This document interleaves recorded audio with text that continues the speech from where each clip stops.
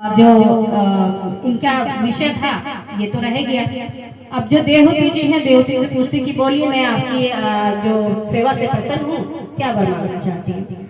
अब देवहूति जी याद दिलाती हैं कि प्रभु आपने जो वचन दिया था मेरे पिता के सामने वो तो अभी संपूर्ण नहीं हुआ है, कोई संतान नहीं हुई है। तो कहते हैं हाँ ठीक है, ये बात भी सही कि संतान ही नहीं हुई है। तो फिर क्या कहते हैं कि अब वो कहती है कि अब तो मैं बहुत ज्यादा बूढ़ी हो चली हूँ। तो फिर कदम जी कहते हैं ठीक है आप चलिए, यमुना जी पे जाते हैं, मतलब जो सरस्वती माता की होती है वहां जाते हैं, कहते हैं वहां चलिए। वहां जाके उनको कहती हैं आप स्नान कीजिए।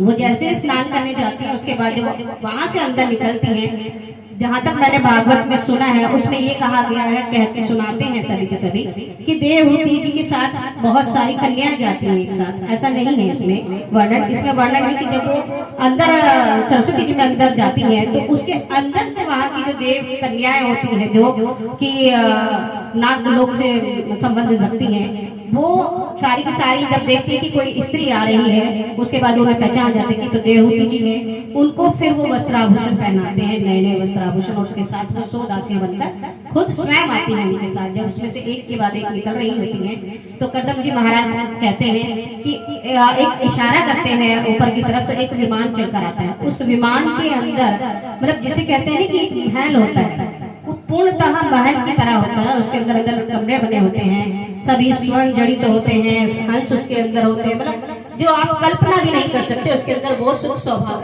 वैभव होता है उसके अंदर।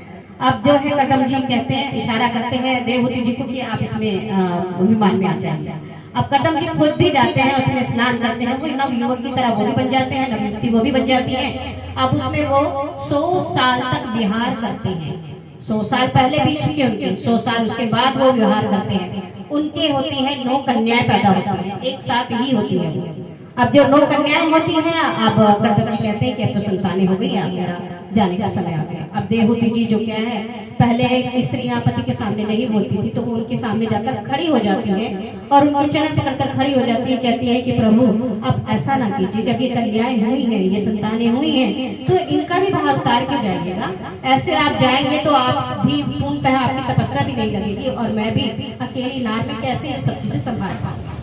तो अब क्या होता है कि कदम जी मान लेते हैं इस बात को, चलो ठीक है, जब तक इनका विवाह नहीं होता तब तक मैं यहाँ रुक जाता हूँ। अब उनका विवाह तक रुकते हैं तो उन सभी 9 कन्याओं का विवाह 9 ऋषियों के साथ अलग अलग प्रकार से सबका विवाह कर देते हैं। अब कदम जी फिर कहते हैं कि अब मेरा समय फिर आ गया है। अब देवहूति जी फिर कदम पकड़ के बैठ जाती है, फिर कहती हैं कि प्रभु मुझे किसके सहारे छोड़े जा रहे हो, भाई 9 कन्या थी, उनका विवाह हो चुका, अब मैं कहाँ जाऊंगी, मुझे कैसे ज्ञान प्राप्त होगा। तो कहते हैं कि ठीक है, हमारे एक तुमने याद आता है कि हाँ प्रभु ने कहा था मैं स्वयं आपके यहाँ जन्म लूंगा। तो वो जन्म लेते कहते हैं कि हाँ जन्म होगा, फिर वो रुक जाते हैं। उसके बाद उनके यहाँ फिर एक प्रभु कपिल जी महाराज का जन्म होता है। बोले कपिल महाराज की जय। तो जब कपिल महाराज जी का जन्म होता है तो कपिल जो कदम जी होते हैं वो वानप्रस्थ हो जाते हैं, वो चले जाते हैं। देवहूति जी को भी कोई दुख नहीं होता है, वैराग्य ही उत्पन्न होना शुरू हो जाता है उनके अंदर कि अब मुझे प्रभु मिल गए हैं। अब जैसे ही कदम जी इनके बराबर होते हैं, छोटे से होते हैं, तब देवहूति जी को अचानक ख्याल आता है कि मैंने संसार में इतने वर्ष गुजार दिए, मैंने पाया क्या, करा क्या है मैंने, अभी तक तो मैंने अपने लिए कुछ किया ही नहीं है। जो भी किया संसारिक रूप में ही किया है, मैंने अपने लिए क्या किया। अब जो देवहूति जी को ये ज्ञान आना शुरू होता है तो वो जो कपिल महादेव जी होते हैं उनके पास पहुंचती है और उनसे कहती है। कपिल देव जी जो है वो सरस्वती नदी के किनारे ही बैठे रहते हैं उस टाइम पर। जब उनके पास जाती हैं, चरणों में बैठते हैं तो कदम जी